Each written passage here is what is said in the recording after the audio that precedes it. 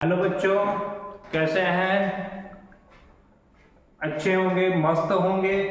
मैं विनीत सर आपका फिर से आपके बीआईटी पूर्वांचल परिवार में स्वागत करता हूं।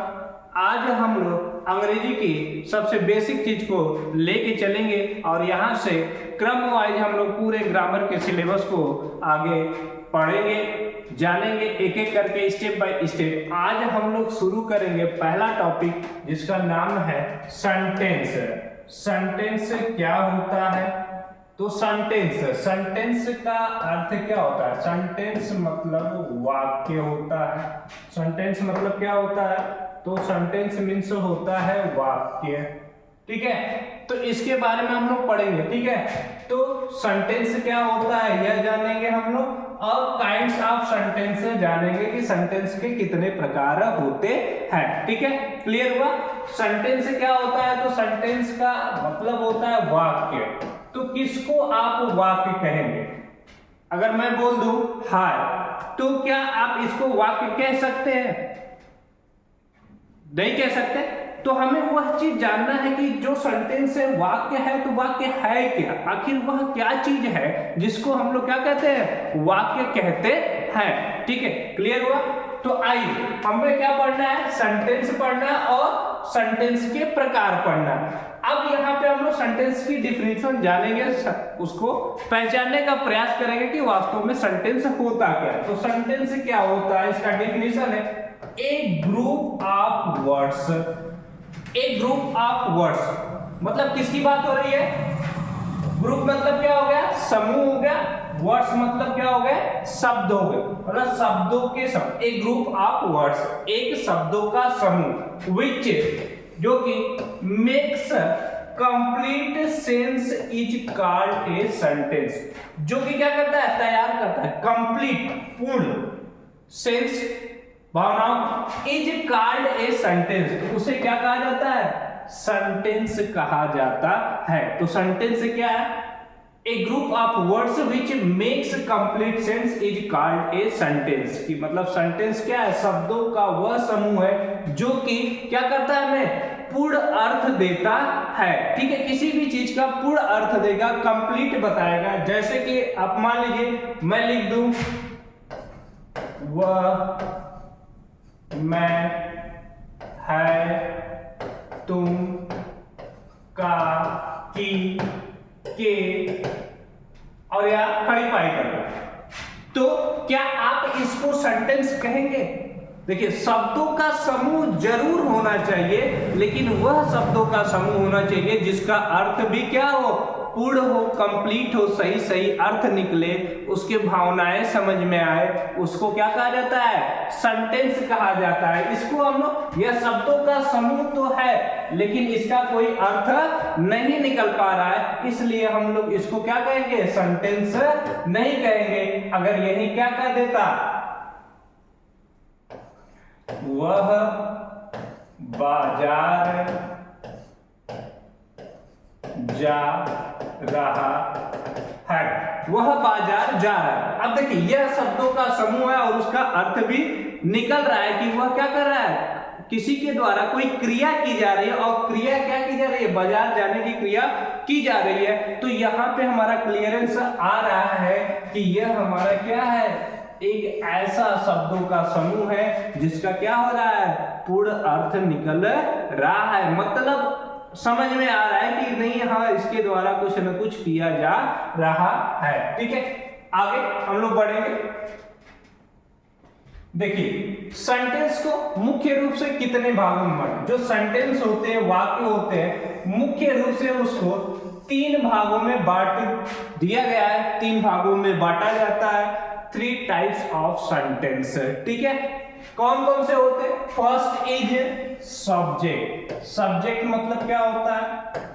कर्ता। ठीक है, कर्ता मतलब किसी जो करता है, जो क्रिया को कर रहा है। वर्ब मतलब क्या होता है? क्रिया। और ऑब्जेक्ट मतलब क्या होता है? कर। क्लियर हो? तीनों का इस सेंटेंस को कितने भागों में बांटा गया? मुख्य रूप से 3 भागों में बांटा गया। किसमें? सब्जेक्ट, वर्ब और ऑब्जेक्ट। सब्जेक्ट मतलब कर्ता हो गया, और वर्ब मतलब क्रिया, और ऑब्जेक्ट मतलब क्या हो गया? कर्म हो गया। ठीक है, अब हम लोग एग्जाम्पल्स के माध्यम से समझने का प्रयास करेंगे कि हमारा वाक्य में सब्जेक्ट कहाँ है, वर्ब कहाँ है और ऑब्जेक्ट कहाँ है। ठीक है, आइए देखिए पहले एग्जाम्पल की तरफ हम बोलते हैं she is reading a newspaper. ठीक है, she is reading a newspaper, वह क्या कर रही है, एक समाचार पत्र पढ़ रही है। ठीक है, एक समाचार पत्र पढ़ रही है, तो कैसा समाचार पत्र पढ़ रही है, सी वह हो गई। तो सी किसी के द्वारा पढ़ा जा रहा है, जिसके द्वारा पढ़ा जा रहा है, जिसके द्वारा क्रिया किया जा रहा है, उसको हम लोग क्या कहेंगे, सब्जेक्ट कहेंगे। जो इज रीडिंग है, इज रीडिंग हमारा क्या हो गया, जो क्रिया, उसका क्या कार्य हो रहा है, पढ़ने का कार्य हो रहा है, क्रिया हो रही है, इसको हम लोग क्या बोलेंगे, वर्ब बोलेंगे। इसको क्या बोलेंगे, वर्ब। और ए न्यूज पेपर, ठीक है, ए न्यूज पेपर की बात आ रही है, मतलब क्या कि सब्जेक्ट क्रिया कर रहा है, क्या क्रिया कर रहा है, किसके साथ क्रिया कर रहा है, न्यूज पेपर की, क्यों वह क्या कर रही है, न्यूज पेपर पढ़ रही है, कि न्यूज पेपर, यह हमारा क्या हो गया, ऑब्जेक्ट हो गया। ठीक है, तो हमारा जो वाक्य होता है मुख्य रूप से तीन चीजों को मिला के बनाया जाता है। किसको किसको मिला के बनाया जाता है, सब्जेक्ट, वर्ब और ऑब्जेक्ट। देखिए यहाँ पे हमारा सब्जेक्ट हो गया, वर्ब हो गया और ऑब्जेक्ट हो गया। इन तीन चीजों को मिला के हमारे वाक्य को क्या किया गया, पूर्ण किया गया। ये हमारा वाक्य कैसा है, एक शब्दों का समूह है, जिसका शब्दों का समूह है, जिसका क्या हो रहा है, पूर्ण अर्थ निकल रहा है, कि वह क्या कर रही है, पूर्ण जो उसकी क्लियरेंस है वह निकल रहा है, जा रहा है, इसका क्या मतलब होता है। ठीक है, आगे देखिए, Ram was a great leader. ठीक है, अब यहाँ पे राम, जो राम है वह हमारा क्या हो गया, सब्जेक्ट हो गया, वाज हमारा क्या हो गया, वर्ब हो गया, और एक ग्रेट लीडर यह हमारा क्या हो गया, ऑब्जेक्ट हो गया। राम कैसा है, एक महान नेता है। ठीक है, नेता था, तो Ram was a great leader, तो यहां से क्लियर हुआ, राम हमारा सब्जेक्ट हो गया, क्रिया क्या इसमें था, ए ग्रेट लीडर कैसा, एक महान नेता था, यह हमारा क्या हो गया, ऑब्जेक्ट हो गया। क्लियर हुआ यहां से। अगले एग्जांपल की तरफ हम लोग बढ़ेंगे और समझने का प्रयास करेंगे। जैसे he is going to school, he हमारा क्या हो गया, सब्जेक्ट हो गया, इज गोइंग हमारा क्या हो गया, वर्ब हो गया, और टू स्कूल हमारा क्या हो गया, ऑब्जेक्ट हो गया। क्लियर हुआ। वह क्या कर रहा है, he is going to school, वह कहां जा रहा है, विद्यालय जा रहा है। क्लियर हुआ कि इसमें देखिए तीन भागों में जो वाक्य है हमारा मुख्य रूप से किन भागों में बटा है, तीन भागों में बटा, उन तीनों भागों को यहाँ पे तोड़ तोड़ के बताया जाए। बाकी चीजें और आगे रूल्स आएंगे आपको, सब्जेक्ट प्लस वर्ब, वाक्य ऐसे मिलेंगे जिसमें केवल सब्जेक्ट लगाओ, वर्ब लगाओ, कुछ ऐसे मिलेंगे सब्जेक्ट लगा होगा, वर्ब लगा होगा, एडवर्बियल फ्रेज। तो आगे रूल्स को हम लोग पढ़ेंगे, धीरे धीरे क्रम वाइज पढ़ेंगे, क्लास आपकी कंटिन्यू चलती रहेगी, एक के बाद एक आपको टॉपिक मिलते रहेंगे। आप हमारे चैनल के साथ इसी तरह लगातार बने रहिएगा, सहयोग भावना रखे रहिएगा। हम उम्मीद करते हैं कि आने वाले जो भी आगामी पेपर होंगे तो हमारे परिवार के द्वारा, आपको पूर्वांचल परिवार के द्वारा, बीआईटी पूर्वांचल परिवार के द्वारा जो सारे मटेरियल प्रोवाइड कराए जाएंगे सारे सब्जेक्ट के, वो कहीं ना कहीं किसी न किसी एग्जाम में आपको 100% हेल्पफुल रहेगा, कारगर रहेगा। आपके भविष्य निर्माण में हम और हमारी टीम लगातार लगी हुई है, लगातार हम लोग मेहनत कर रहे हैं, अपने तरफ से कोई कमी नहीं छोड़ रहे हैं कि कैसे आप क्या करें, अपने भविष्य को सुनहरा बनाएं। और एक अध्यापक को सबसे ज्यादा खुशी तब मिलती है जब उसका कोई छात्र क्या हो जाता है, अपने जीवन में सफल हो जाता है, वही हम लोगों का उपहार रहता है, वही मिठाई रहती है, वही खुशी रहती है। जितना हमारे बच्चे पास होके खुश नहीं होते हैं, उतना हम लोग खुश होते हैं उनको पढ़ा के कि देखो इस बच्चे को हम लोगों ने पढ़ाया था और यह बच्चा आज क्या किया, टॉप किया हुआ है अपनी कक्षा में, अपने जॉब में। बहुत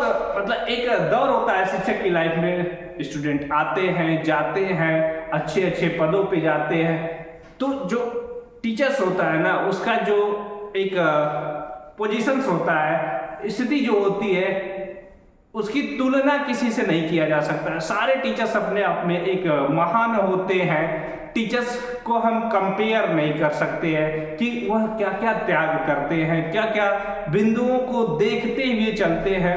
हर टीचर्स का अपना अपना एक विशेष योगदान रहता है अपने अपने क्षेत्रों में अपने छात्रों को। टीचर्स का एक ही मकसद रहता है कि उसका छात्र क्या करे, भविष्य में आगे बढ़े। बाकी टीचर्स की कोई उम्मीद नहीं रहती है, कोई स्वार्थ नहीं रहता। निस्वार्थ भाव से टीचर्स क्या करते हैं, अपने बच्चों को कामयाब बनाते हैं, उन्हें तैयार करते हैं और उनके द्वारा एक अच्छे समाज का निर्माण करते हैं। आइए आगे बढ़ते हैं हम लोग। मोहन